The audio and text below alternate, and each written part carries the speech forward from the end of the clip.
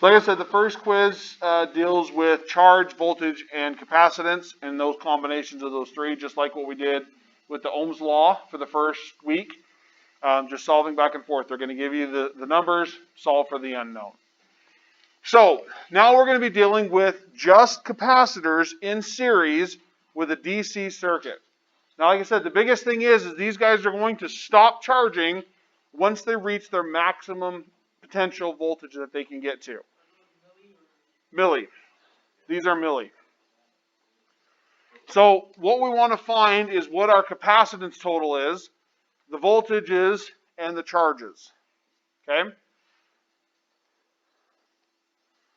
So again, we're going to use our formulas.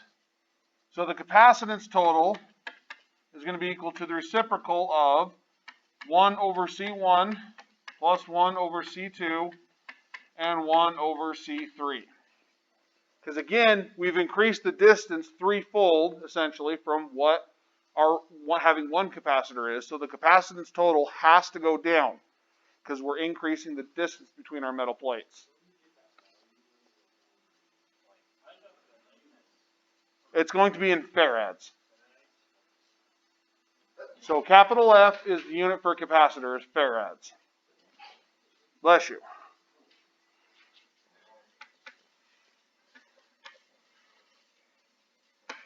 So we take the reciprocal of 22 millifarads and 47 millifarads and 18 millifarads.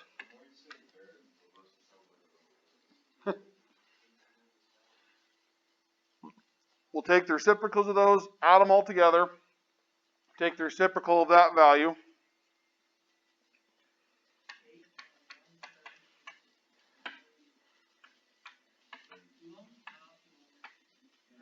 Farads. 8.178 millifarads. Which again, remember, when we're dealing with resistors in parallel, it's going to be smaller than the smallest value. So we know it has to be less than 18. If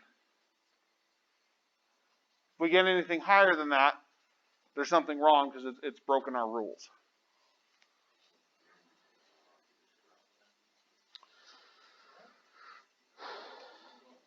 Okay. The cool thing is we can also use voltage divider. We just have to make one slight change to it. When we're dealing with capacitors, what type of a relationship do the capacitors have?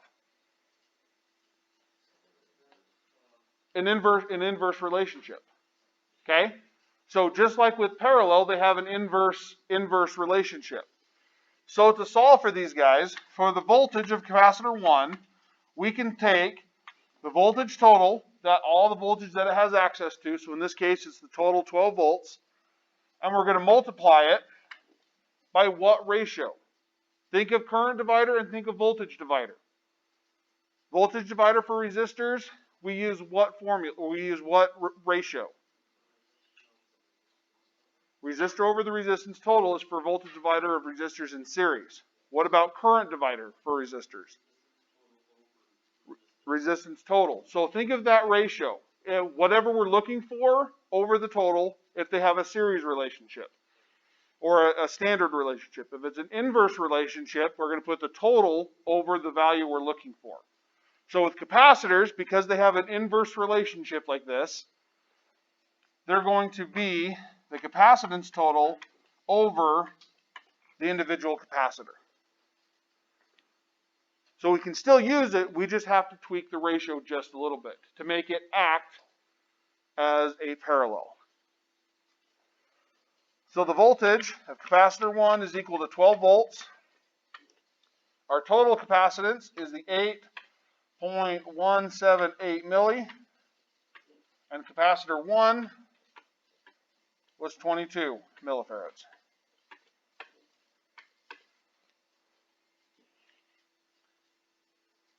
Because again, with these guys in series, they're going to drop the total of 12 volts across them. And what we would see is if we were measuring them, we would actually be able to see these guys charging up, but it's going to be super, super, super fast. it's going to be milliseconds. Actually, it's going to be less than that. And the reason, we'll get into that here in the next section, but we'll talk about why it charges more or less instantly. So what's the voltage across capacitor 1?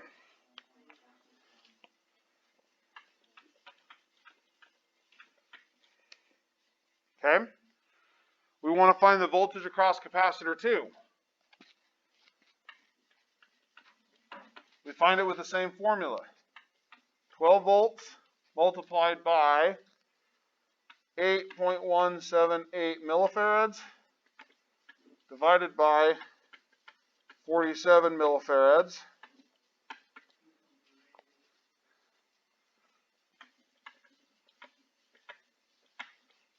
Okay?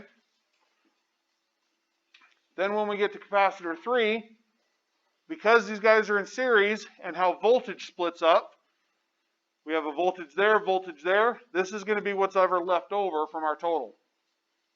So both ways we can find it, we take our 12 minus the 4.461 minus the 2.088, or we can solve it the same way. We put the 8.178 millifarads and we divide it by 18 millifarads, and that's going to give us the same answer.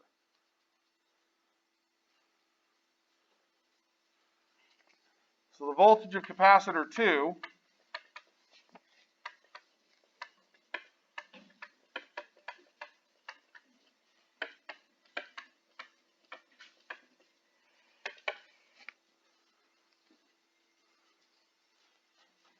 what is the voltage?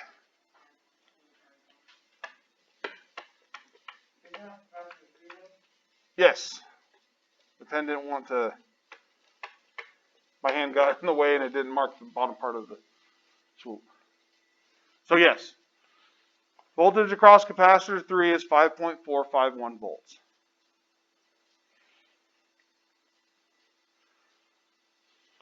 So now, the last part we need to solve for is the charge.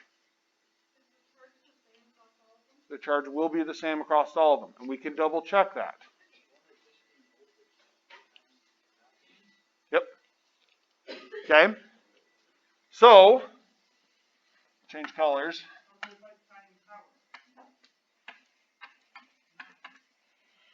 So our charge total, we can solve by finding the capacitance total or the voltage total.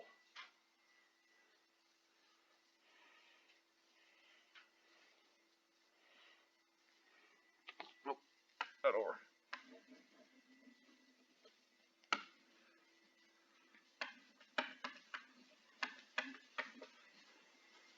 So remember our base formula.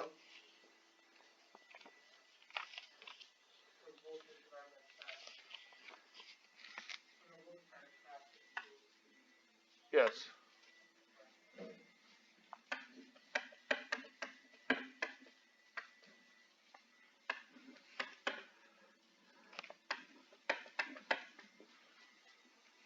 So just like with Ohm's law, we have, not really a name for it, but it's the charge. Our capacitor law, essentially, is what we could call it. So the charge total is equal to the voltage total times the capacitance total. Charge total is 12 volts times the 8.178 millifarads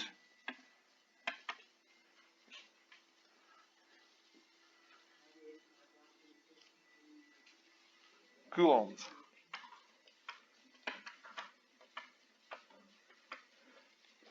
So again, when it's by itself, it's capacitance.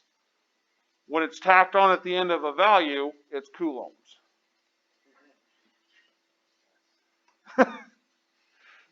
It is dumb. I will not disagree with that at all. I wish they would have used some other Greek letter for it, or hell, even an Egyptian hieroglyph for it. Just something. Like, I I don't understand the need. It's like you have the whole freaking alphabet.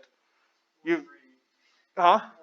Or 3 alphabets that we use from. I mean, we use the Greek alphabet for everything else. Anything. Yeah. Like, in all honesty, they could have thrown anything else in. But instead, they decided to name 4 things that have the C value. 4 things that have, I mean, even this. You know, we're dealing with farads. What could that also mean? Fahrenheit. It's just like, oh, yeah. Yeah. Current, yeah. Current could have been a C. I'm glad they changed that. Let's just throw another C in there with current, but we're going to rename it I. I don't know. Like I said, some of the things that they did were just dumb. But so we just have to deal with it. Okay? So there is our charge total. What about the charge?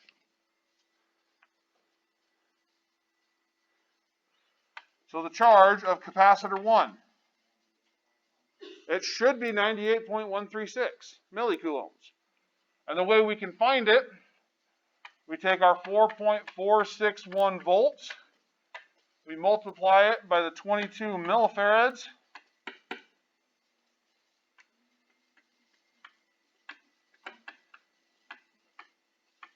and we should get that same value. Because they will all have the exact same charge in series. That's one of the rules that we have with capacitors. They'll all have the same charge. The voltage is going to split up. The capacitance is going to split up. But we have to have something that maintains its value. I'm going to punch this board.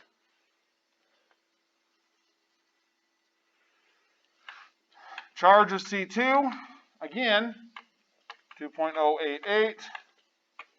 And that's multiplied by 47. And again,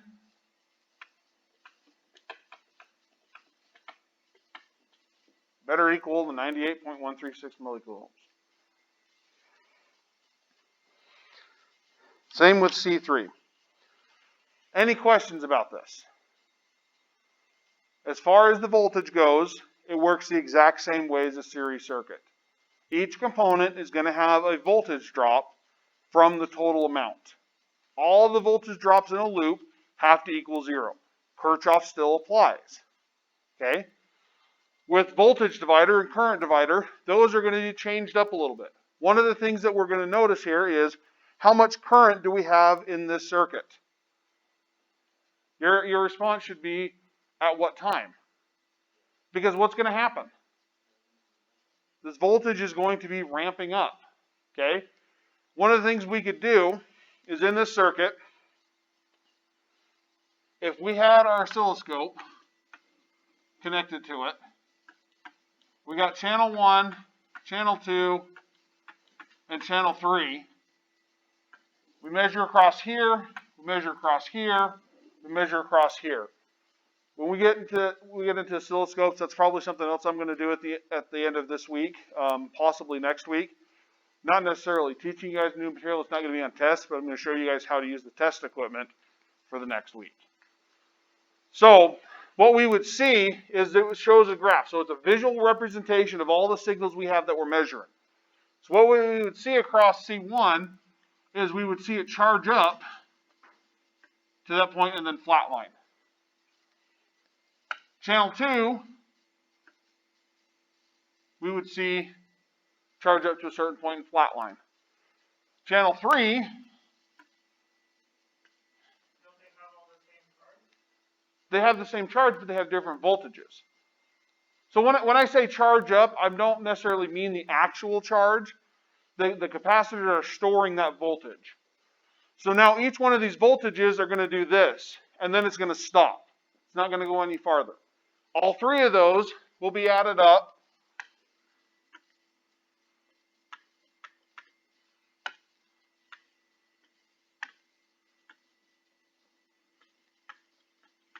to our V total. But you'll be able to see all the different values of those, which is pretty cool.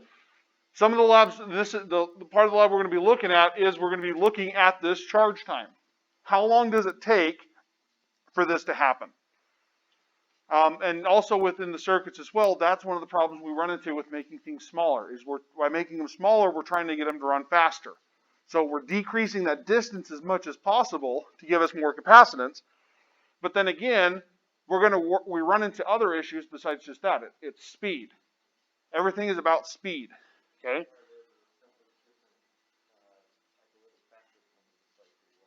Yep.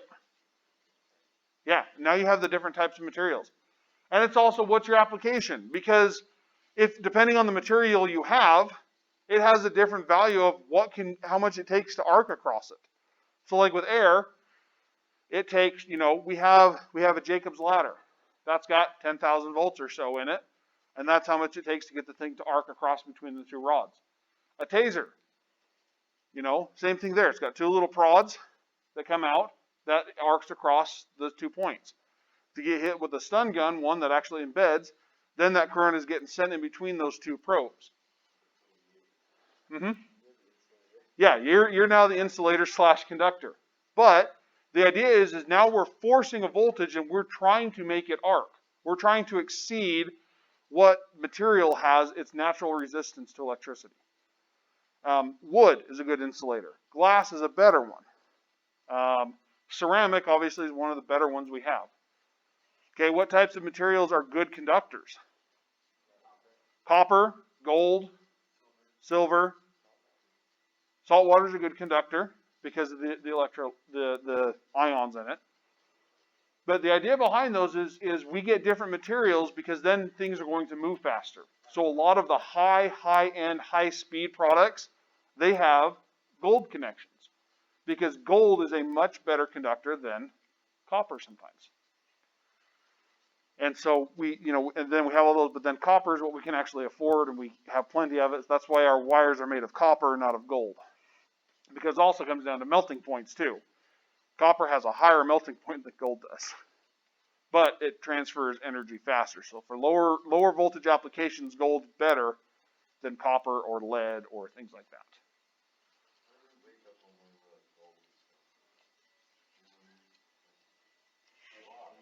Because it's shiny. That's really what it came down to. I mean, let's be honest. Yeah, and it doesn't rust. So it's a good metal because of that, because you have those properties. And there could have been a time where aluminum was more valuable than gold, because for whatever they were using it for. And then somebody decided, hey, there's more aluminum than there's more gold, so gold is now more valuable because it's rare. It's the law of supply and demand. The less of a supply you have something, the more demand there could be, and the more demand is a higher price. So, yeah.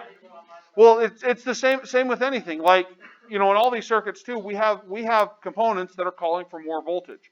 I want more. I want as much as I can get. But they're limited on what can they handle. And if you give more, they're going to blow. So one of the things that we have too is with capacitors is they have a max rating. So all the capacitors you'll see, they'll be stamped either with the value itself or with some sort of a code on how much max voltage you can put across these guys.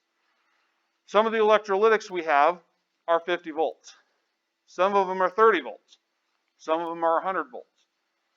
Even if you hook it up correctly and you exceed that voltage, you're probably going to pop the sucker. It may not happen instantly, but it's going to happen at some point. It's really cool with the electrolytics is if you're watching them close, you can actually see them swell, and the can will start filling up, and then it blows. We will. I'll bring some in and we'll pop them.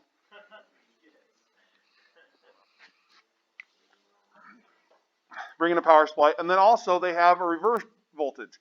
So if you put it in backwards, it's usually a lot less than what it can safely store. And if you throw that much voltage to it, it's going to explode.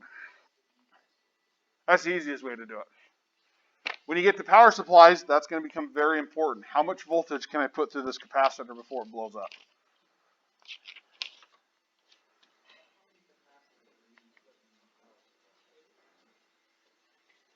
The ones that we build, 2. two or three of them. The ones in second and third, you're looking at 5 to 7. If you build it right, you don't. If.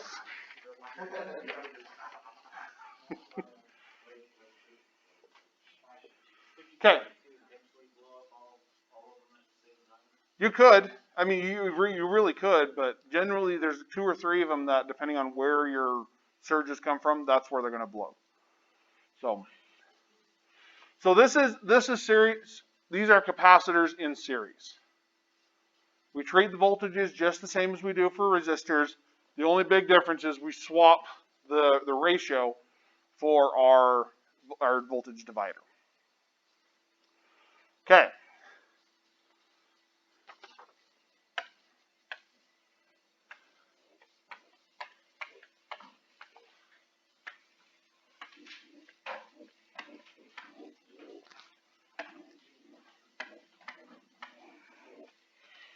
Okay, capacitors in parallel. What's the rules that we have about parallel circuits? Voltage stays the same. So, if we have voltage that stays the same, and our capacitance is changing,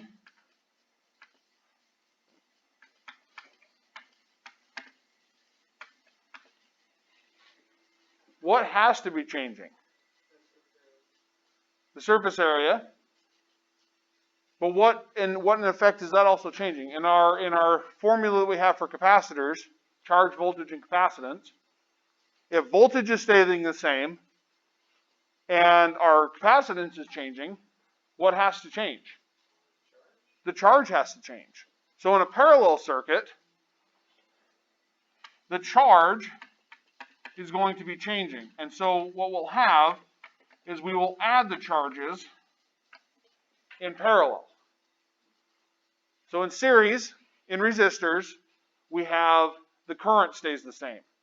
For series capacitors, the charge stays the same. In parallel branches, the voltage stays the same and the values and the currents change. The voltage stays the same and the charge changes. So that's one way to look at the differences between these guys. Think of them like the currents and voltages. Okay? What's going to be the current of this guy after we're done? 0. Because this guy's going to charge up to the full value. This one will charge up to the full value. They will essentially become opens to DC. So then you won't see anything at that point. So this is where you could also put in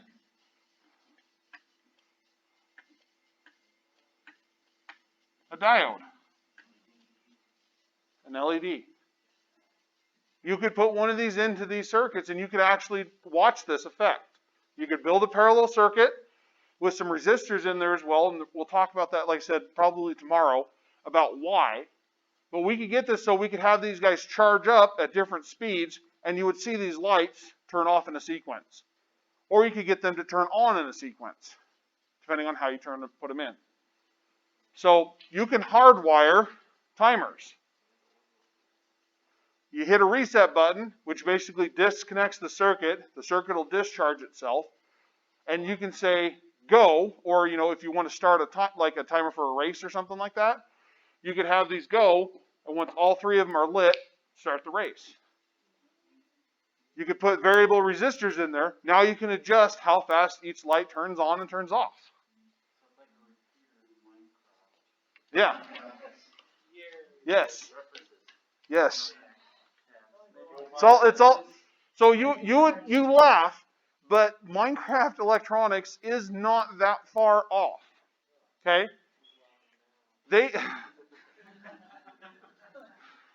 They built a 256 computer in Minecraft that could add, subtract, multiply, and divide.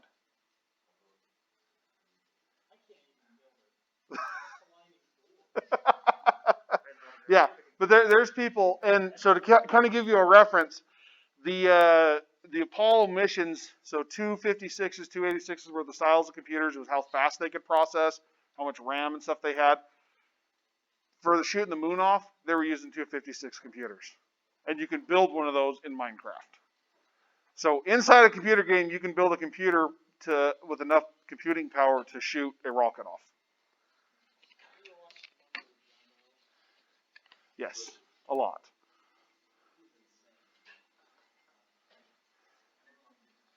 It could only do addition and subtraction, but it was like... Yeah. Hey, if that's how you make the connection, I'm fine with it. I understand Minecraft, so if I have to, I'll pull in Minecraft references when I'm helping you one-on-one. Okay? It's funny how often we take these things, and that's what we try to do with them, is we try to reverse engineer things back, even into a game. Like we have this beautiful 3D world, but yet we reverse the game back, and now we're building with nothing but squares. Like, it's actually kind of funny how we revert sometimes.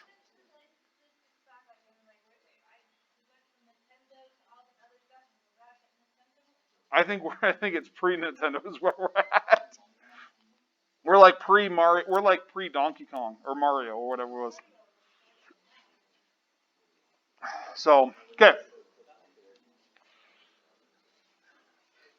So with this circuit, we have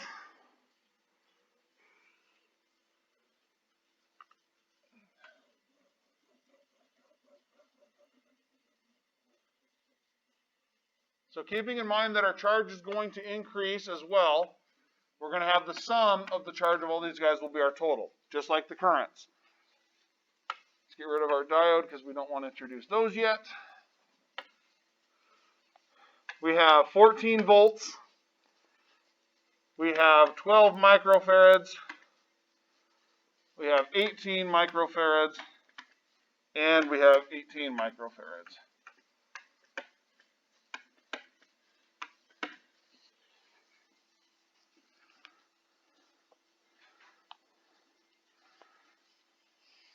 Okay, what would be the first thing we could solve for this circuit? Total capacitance. So I want to know total capacitance. I want to know the charge total. I want to know that's all we're really going after.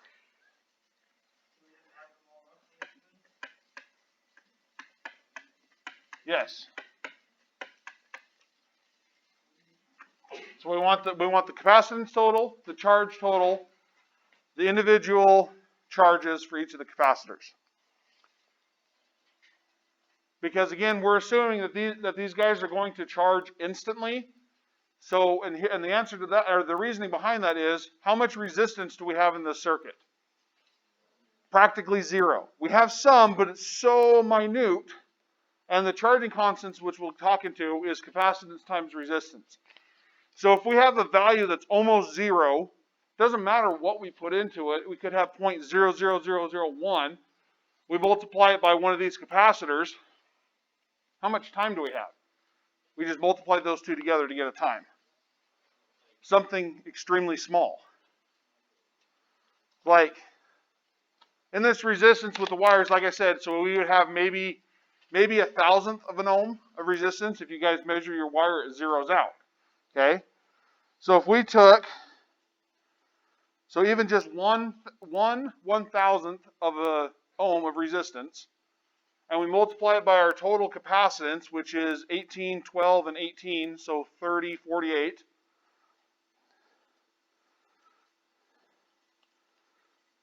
And again, I know I'm talking a little bit over what you guys know with timing constants and that kind of stuff, but the idea here is just to show you. Oh, come on.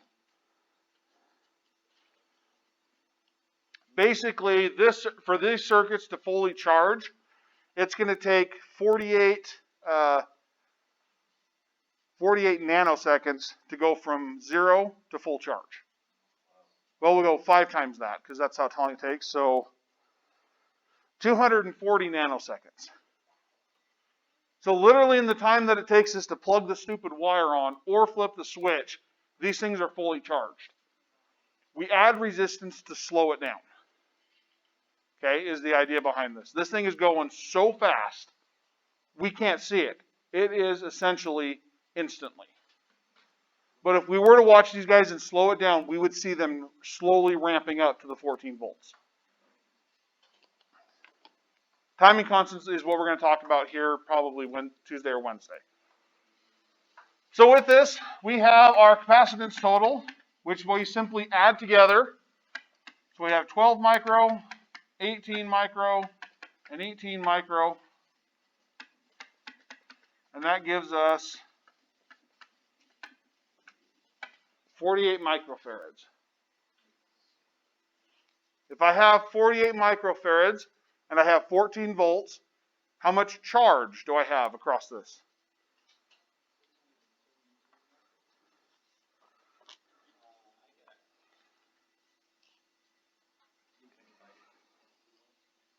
Hmm? 672 microcoulombs? Okay, and how did you guys calculate your coulombs? What's the charge for capacitor 1?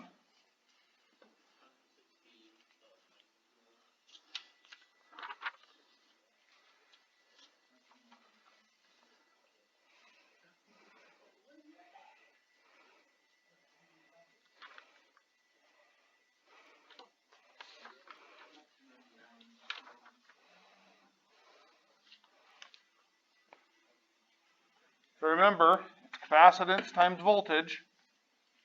So we got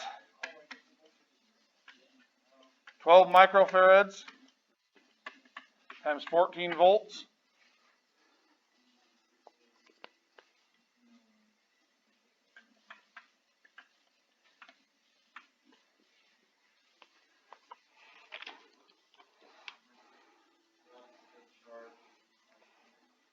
Mm-hmm.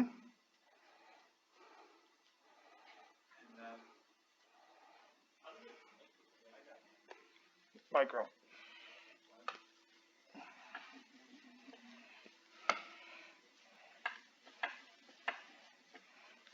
Because remember, micros times 10 to the negative 6.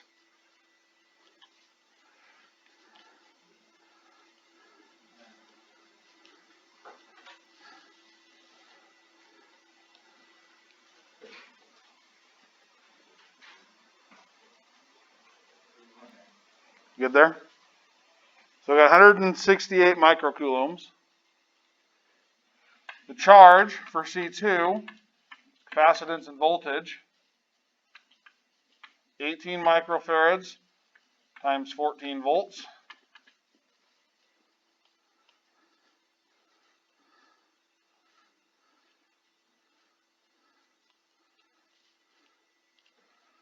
How much do we get there? 252.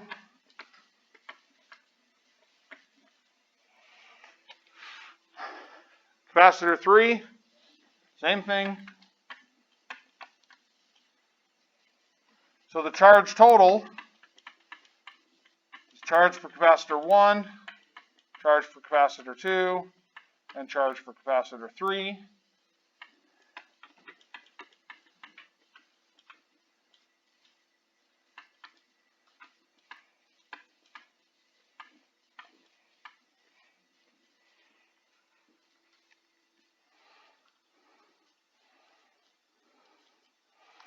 We end up with a total of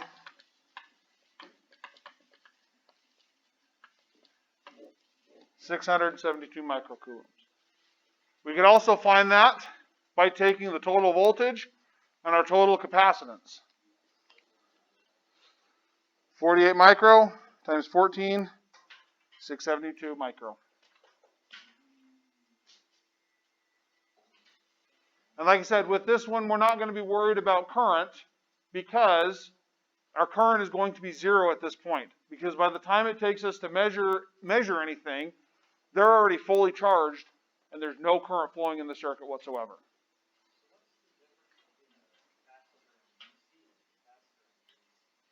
So a capacitor in DC basically becomes an open. A capacitor in AC depends on what the frequency is. It can become either a short or an open, essentially. You can either get has an equivalent value of a resistance, based on its frequency, that's either 0 or infinite compared to everything else. So you can force capacitors to either be an open or a short depending on how you want them, which is how we'll use some of these guys when we get there.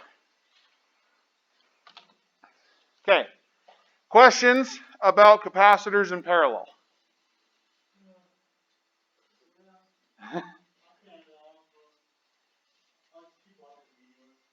Okay.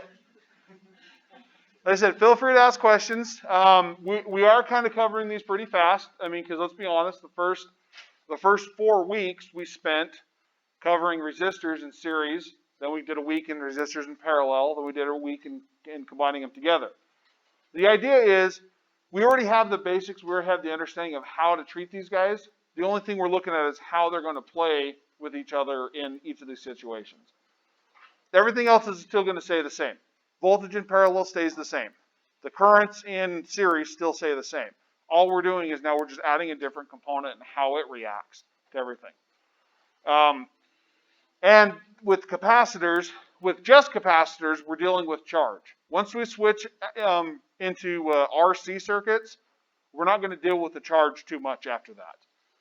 There's enough other stuff that we need to worry about between current, voltage, and resistance and all that kind of stuff that's going to, that'll all take precedence over that. But the idea too also is voltage and current both have dealings with charge. Both of them come from the amount of electrons and the amount of electrons they're moving per second. That's voltage and that's current.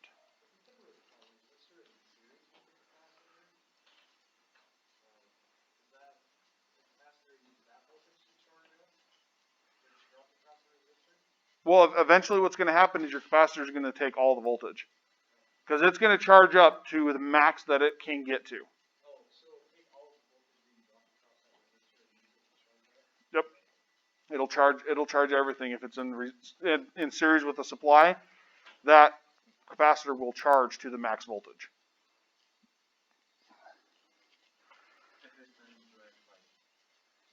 Yeah, if it's in series with it.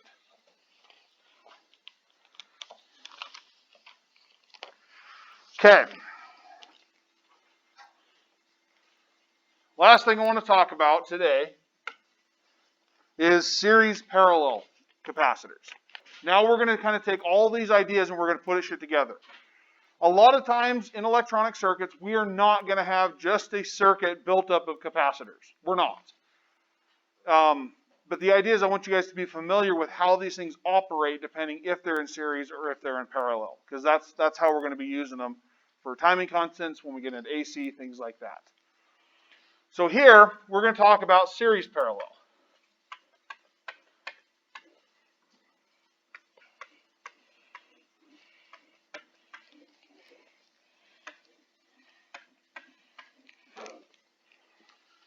So in the circuit, we have 42 volts. C1 is 17 microfarads. C2 is 20 microfarads. C3 is 85 microfarads. What I want to know, what's my capacitance total? What's my charge total? What's the voltage of C1, the voltage of C2, and the voltage of C3? First thing that we need to do is what? Find the capacitance total. Okay? So the capacitance total, how do we solve for it? What's our equation? Without putting numbers in it, what's the equation to solve for it?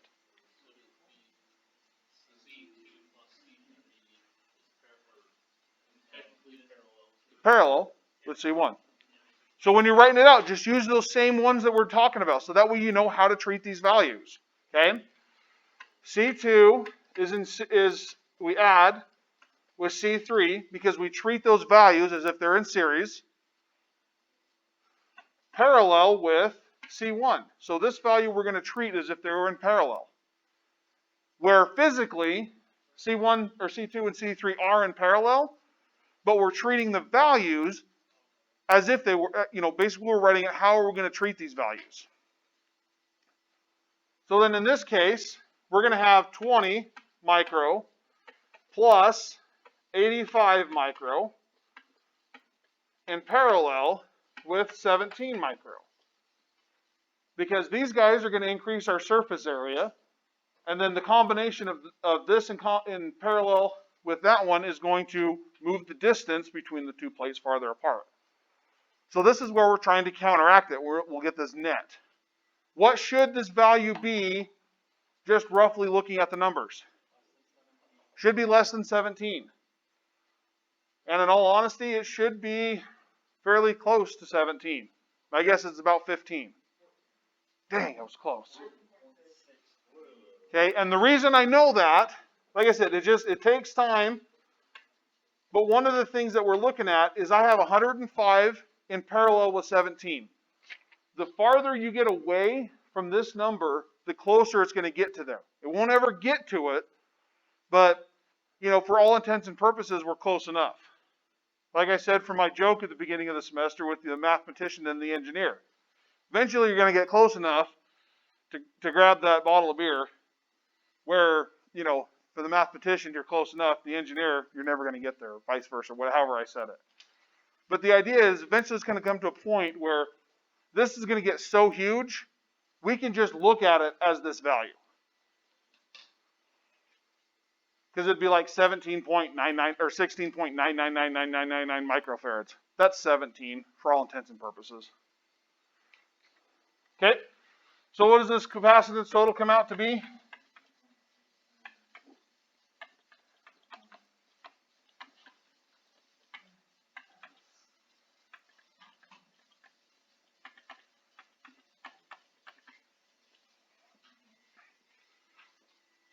Okay, now that we have our total charge, let's calculate, let's also do the charge of capacitor 1, the charge of capacitor 2, and the charge of capacitor 3.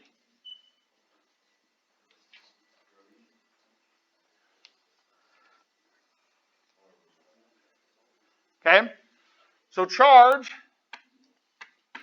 remember, is capacitance times voltage.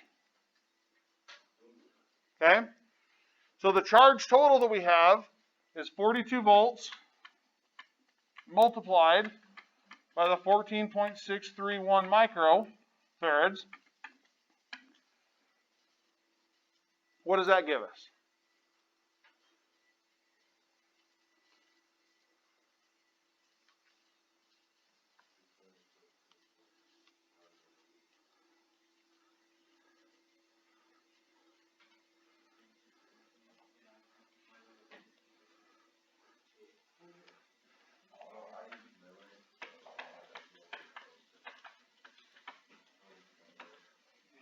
$614.502. Yeah, microcoulomb, sorry. Yeah, something. So microcoulombs. Okay? So what is the charge of C1? 614. Because C1 is in series with everything, so it's the total. Okay? 614.502 microcoulombs is also the total for C2 and C3. Because these guys are in parallel, they're going to condense down to a single value, and you have a capacitor in series with a capacitor, their charge is going to be the same. So, the charge of C2 and the charge of C3 had better add up to be that total charge. Think of it like the voltage again for resistors in parallel. So now we get the charge of capacitor 2. So voltage times capacitor. Can we do that part yet? Not quite, because we don't have the voltage. Do what?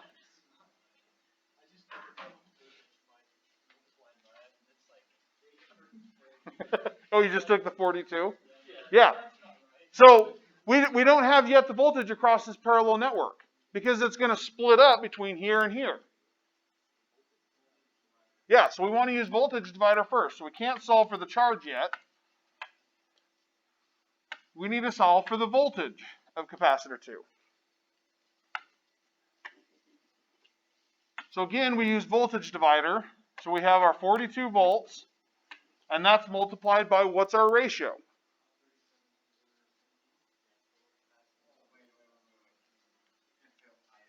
Flip it. Total capacitance over the capacitance we're looking for. So in this case,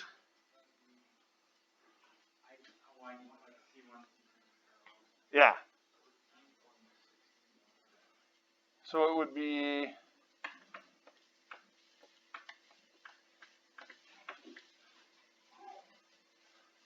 oh, sorry, that's, what do we have for our capacitance total? 14. That was our capacitance total. Because we had 105, and then we had 17.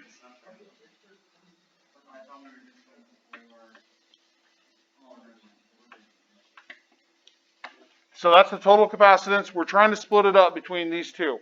So these two capacitors are 105 microfarads against our 17 microfarad. We take that, and what voltage does that give us?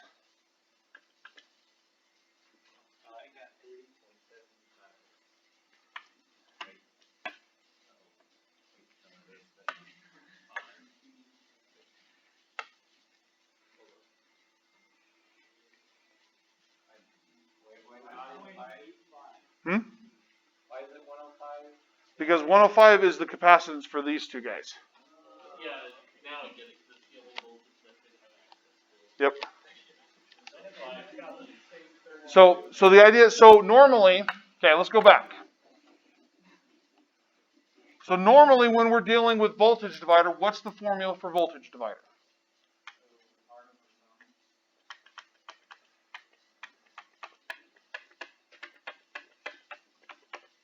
Okay? When we first learned it, this was the formula for solving for it. That's dealing with resistors, where we have, this is the series relationship. Current divider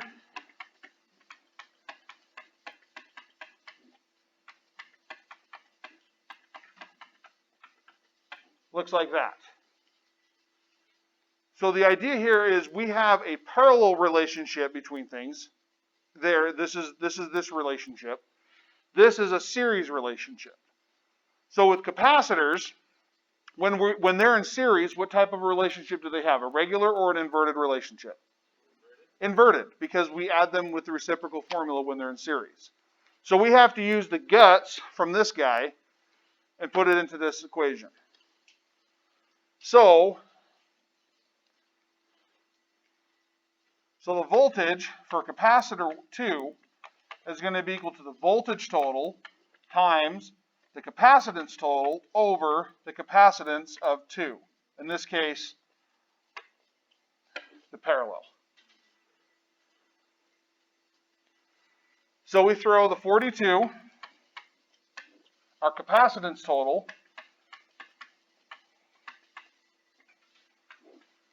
and then the one we're looking for is 105.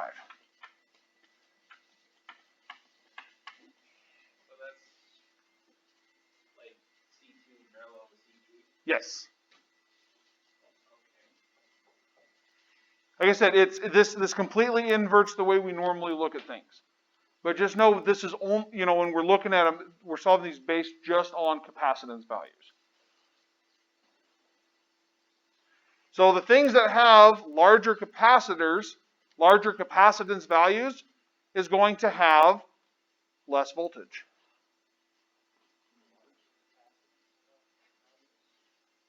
Yep, large capacitance will have little voltage. Smaller capacitors will have more voltage.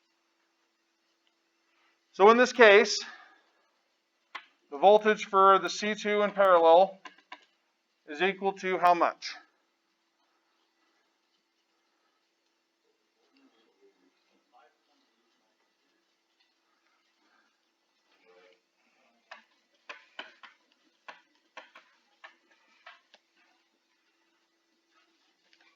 So we have 5.82 volts across C2. We have 5.82 volts over C3. Now we can find the charges for each of those guys and make sure they add up to this 614. So the charge for C2 is 5.852 volts, 20 microfarads. And what does that equal?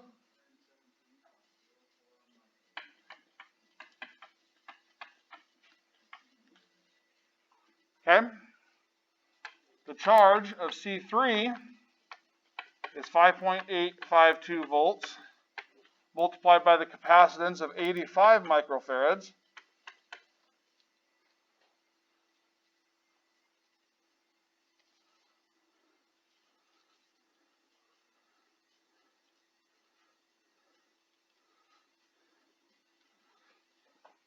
Gives us how much?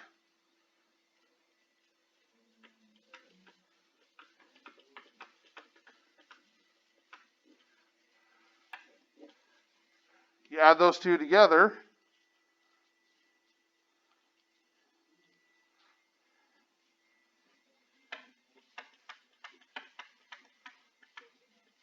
Yep.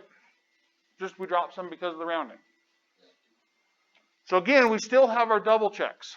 The biggest things to remember is in series, capacitors are going to have the same charge. In parallel, they're going to add up to a charge. Voltage still stays the same in parallel, regardless if it's a resistor, capacitor, inductor, anything. The voltage stays the same. We have to go through and solve the individual voltages. We can use current or we can use voltage divider, but we have to change our ratio to mirror the inverted relationship that the capacitance has compared to resistance. We solve the individual voltages. We can solve for the individual charges. Everything should add up when they're in parallel and things like that. Okay. Any questions for right now? Okay.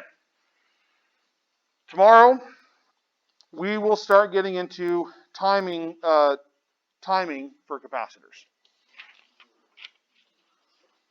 And or more questions that you guys have. So.